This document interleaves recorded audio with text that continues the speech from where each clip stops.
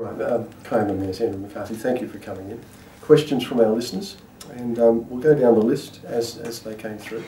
They've been edited just slightly, just to take some of the bulk out of them. But first question, Kiama Council sided with Shellharbour, staunchly opposing council amalgamation, but why so adamant? And have the pros and cons been looked at? Well, I would like to think we have agreed with Shellharbour City Council, but Kiama Council's position is opposing amalgamation. Historically, I think we've led the way, and we've been able to substantiate that position through really since 2000 by every 4 years consulting with our community and asking them that question. And we really have the statistics to prove that, not only through our own council surveys, but also through IRIS and independent surveys, to say that 97% of our community want Kiama Council to remain an independent council. So I'm really pleased with that Kelly Marsh, as the newly elected mayor, has supported that stance. And I think it's come about through a statement made by the newly elected chair of the Southern Councils Group, and also with the discussion paper of the New South Wales Government to look at ways and different models for the effective role of local government. But really, I can understand when you ask about the pros and cons.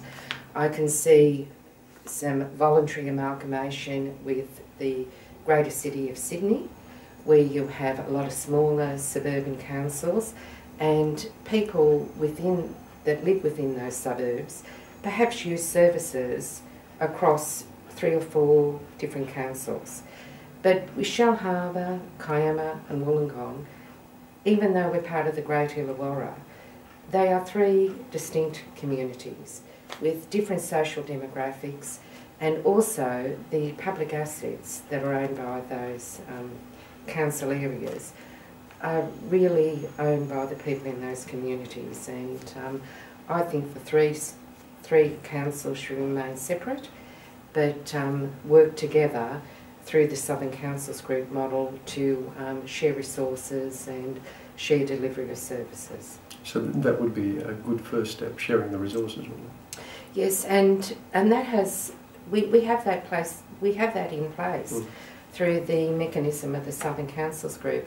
I was the previous chair, and when we didn't have elected representatives previously with Wollongong and Shellharbour Council, we actually worked more vigorously to ensure that those communities were served through that model. So we could improve that, but there is a really good working model with the Southern Councils Group. Some things that we do together, such as procurement, our waste services, the Kiama waste is deposited at the Shellharbour tip, so that's a way of sharing resources. And I think there will be even more effective delivery of services after next week with the carbon tax. That when that's introduced federally, councils will have to work together. One of the priorities for the Southern Councils Group at the moment is for the 3 councils to work together to have a shared regional arts officer. And we're the only area in the state that doesn't have its own regional arts officer. So I think really historically, through the Southern Councils Group, we've been able to achieve that. Excellent. Amalgamation's a question that surfaces from time to time, and it will surface again, I'm sure. And I'm sure it will surface with the upcoming council elections, and for sure. And so, but you know, I have confidence to feel local government is really about the local community, and I think in regional Australia, people are very passionate about their local town and their local community, and hopefully their local council. It was interesting that the Lord Mayor of Wollongong, Gordon Bradbury, said, well, it's not a matter of if, but when. What's your reaction to that? Well, my reaction to that is that I think there will be, with the discussion paper with the 2036 with the New South Wales Government, I think there'll be different models. There will be, I think, voluntary amalgamations in, as I said, in the greater city of Sydney, but here in the Illawarra, I think there are distinct geographical boundaries between the local government areas. And really, the Southern Councils group is really punching above its weight in the effective sharing of council resources and service delivery. But we know from talking with people within those three distinct council areas that they support an independent council. All right. Hot topic, we'll leave it there. We'll move on to the next question. Jamberoo Action Park continues to expand, attracting increasing numbers of people, as you know, to the point where there's growing concerns about the roads to the park not being adequate enough. Is this something that's been raised with council? Is it something that needs to be looked at? Well, it is, and it is one of the developments that is considered of state significance, and it is now really the only theme park within the state of New South Wales. So Kiama Council, it has had a huge impact on what is a local rural road. So Kiama Council have been working with the Joint Regional Planning Panel and to ensure that the concerns of the local community are addressed through the consent decisions that have been determined by the Joint Regional Planning Panel with their development application. And as part of those consent conditions, Kiama Council, through their local traffic committee, does have a monitoring role. With the expansion of the Jamberoo Recreation Park, part of that expansion for that new development was the building of a very large on-site parking, so that where before you had a lot of parking along either side of that rural road, which there were safety concerns as due to vision and you know, particularly with oncoming traffic. But now there should be more parking on site, so that will be an improvement. But I really do think that Kiama Council will continue to have that monitoring role, and if there's any breaches with the conditions of consent, their role will be to raise that and voice those concerns. Okay, and monitoring the roads, the condition of the roads to and from. Is that part of your role as well? Part of the role? Most definitely, and with our local traffic committee, we work with the police and also the RMS. But where there is, it is a rural road, it is a farming community where you've had a major tourism site.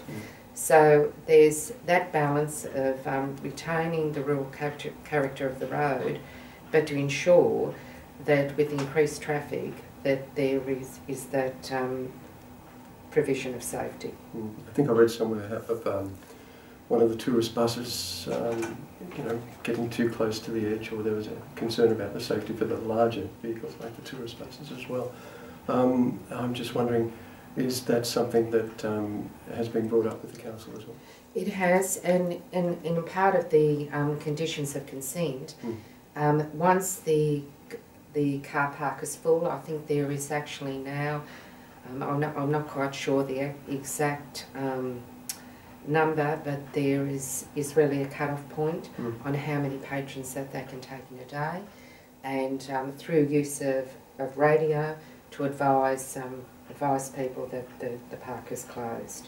So I do believe through the process of Kiama Council's Traffic Committee and the determination of the Joint Regional Planning Panel, there's put in place sort of some significant controls to address the concerns that residents have had.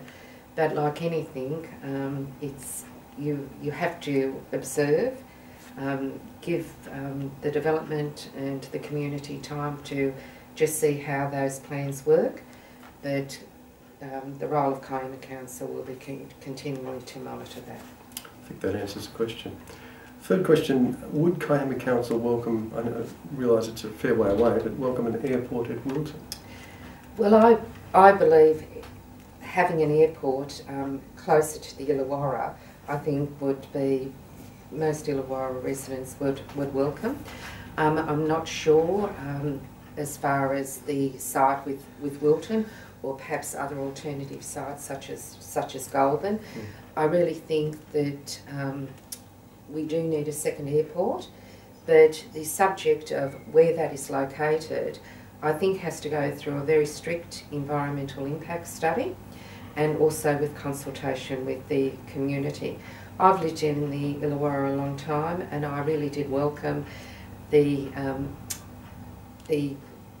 air travel from Albion Park to Melbourne, and I found that very, very convenient, and I would have liked to have seen that expanded, but the EIS didn't stack up, and also the development around Albion Park has now really stopped sort of any redevelopment of that airport as a second major airport for Sydney, but or for the state of New South Wales. But no, I do believe very strongly in the future that there will be a second airport, and as part of the EIS study, it should also be linked very strongly to either a highway or also a very fast rail service. Okay, which is one of the things that's being looked at. Yeah.